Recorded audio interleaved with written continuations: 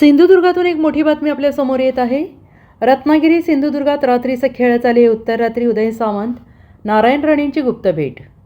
महायुतीमध्ये लोकसभा जागा वाटपाची बहुतांश प्रक्रिया पूर्ण झाली असली तरी कल्याण, ठाणे, नाशिक आणि रत्नागिरी सिंधुदुर्ग या 4 मतदारसंघांचा तिढा अद्याप सुटलेला नाही. या 4ही मतदारसंघांमध्ये शिंदे गटाचे खासदार आहेत.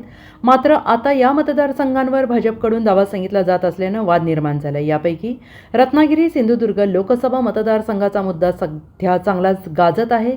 या मतदारसंघातून उमेदवारी मिळवण्यासाठी शिंदे गटाचे किरण सामंत आणि भाजपचे नारायण राणे इच्छुक आहेत. मंगळवारी रात्री किरण सामंत यांनी सोशल मीडियावर एक पोस्ट टाकून या मतदारसंघावरील आपला दावा सोडला होता. मात्र सकाळी उजाडेपर्यंत किरण सामंत यांची भूमिका पुन्हा बदलली होती.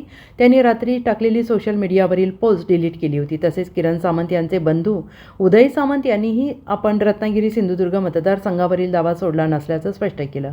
या सगळ्यामुळे भाजप आणि शिंदे गटातील रत्नागिरी सिंधुदुर्ग मतदारसंघावरून सुरू असलेला वाद आणखीनच चिघळला. मात्र या सगळ्या घडामोडी सुरू असताना आता आणखीन एक महत्त्वाची बातमी समोर आली आहे. मंगळवारी रात्री किरण सामंत यांनी ज्यावेळी सोशल मीडियावर पोस्ट शेअर केली त्याच वेळेला नारायण राणे आणि उदय सामंत यांची गुप्त भेट झाल्याचं सांगितलं जातं. मंगळवारी उत्तरात्री 1:30 ते 2च्या सुमारास हे दोघे नेते एकमेकांना गुप्तपणे भेटले. उदय सामंत हे मंगळवारी नागपूरमध्ये होते, परंतु नारायण राणे यांना भेटण्यासाठी ते मध्यरात्रीनंतर सिंधुदुर्गात दाखल झाले. या ठिकाणी उदय सामंत यांनी नारायण राणे यांची भेट घेतली. त्यानंतर उदय सामंत हे मुंबईला रवाना झाले.